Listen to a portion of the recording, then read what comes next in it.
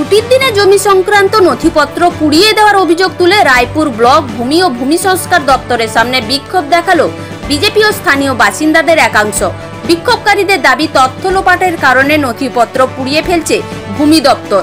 ভূমি দপ্তরের আধিকারিকের দাবি অফিস সাফাই করতেই আবর্জনা পুড়িয়ে ফেলা হচ্ছে, ওর মধ্যে কোনো প্রয়োজনীয় নথি ছিল না।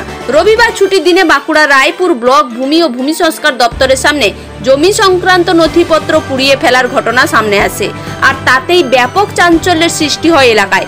ঘটনা দেখে এলাকার স্থানীয় বাসিন্দারা প্রতিবাদ জানান।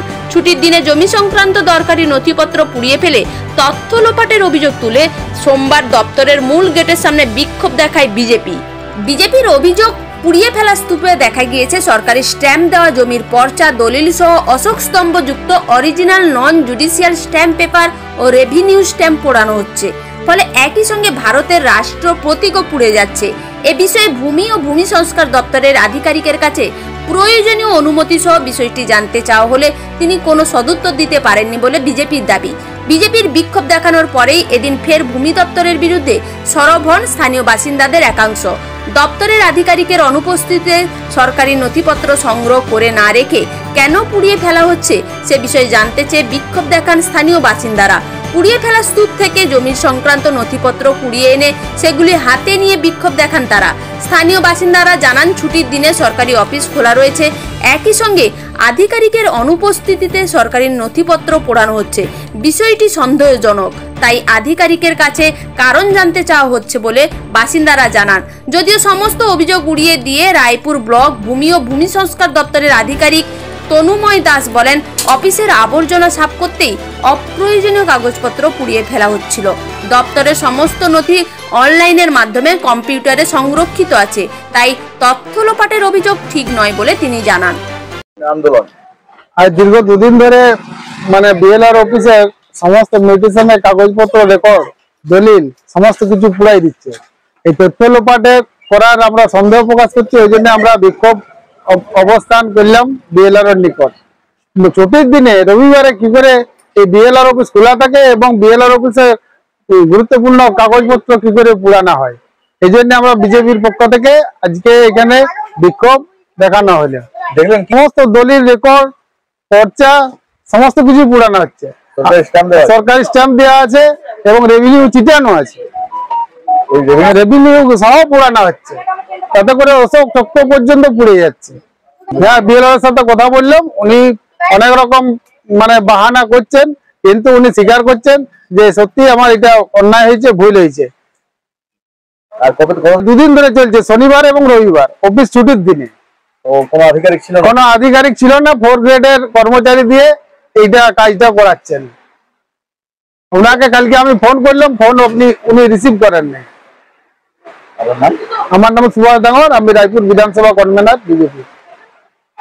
এই বিএলআর অফিসে গত 8 তারিখ রবিবার দিন 8/9/2024 8 তারিখে ঠিক সকাল 10:30 11টার মধ্যে হঠাৎ করে আমরা গ্রামবাসীরা এসে দেখি বিএলআর অফিসের ঠিক নিকটে কিছু বিএলআর অফিসের কাগজ এবং রেভিনিউ টিকিট, অশোক স্তম্ভ লাগানো রেভিনিউ কিছু কাগজ, টিকিট এবং গোপন কিছু নথি, সেগুলোকে আগুন দিয়ে ধরানো হচ্ছে, রীতিমতো আগুন দিয়ে ধরানো হচ্ছে।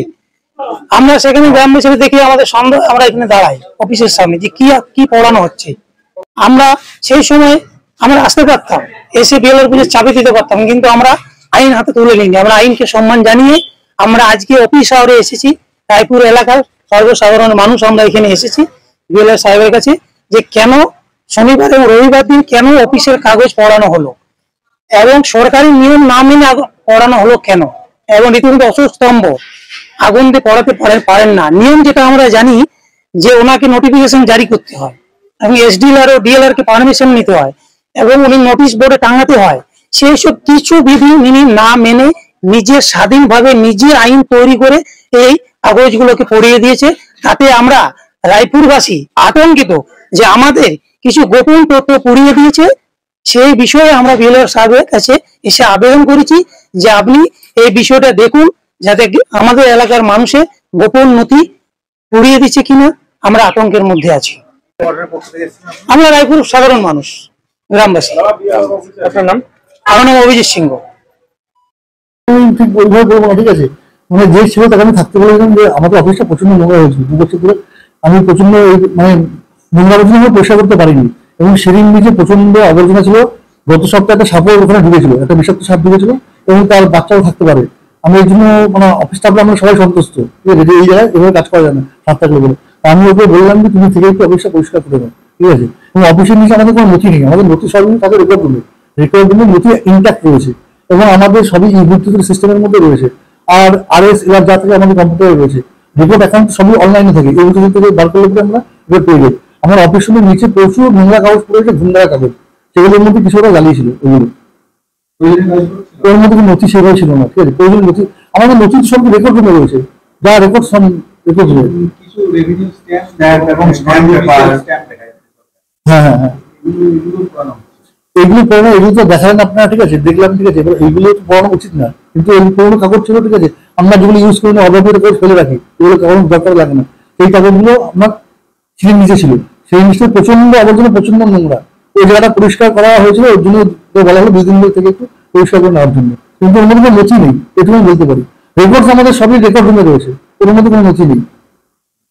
নাম আর আপনি আমার নাম তরুণ দাস, বিহার রায়পুর।